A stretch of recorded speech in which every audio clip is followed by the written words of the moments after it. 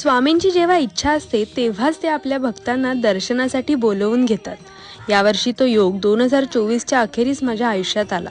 अक्कलकोटमध्ये आमची आपुलकीने विचारपूस करणारी, मदत करणारी माणसं भेटली।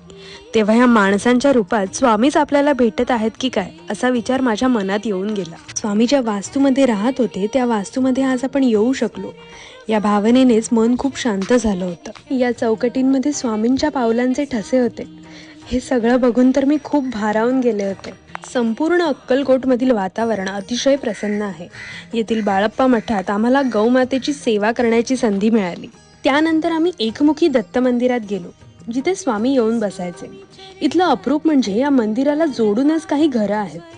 किती भाग्यवान असतील ना हे लोक, जे स्वामींच्या सहवासात राहत आहेत। मग स्वामींचे परम भक्त चोळप्पा महाराज यांच्या घरी गेलो।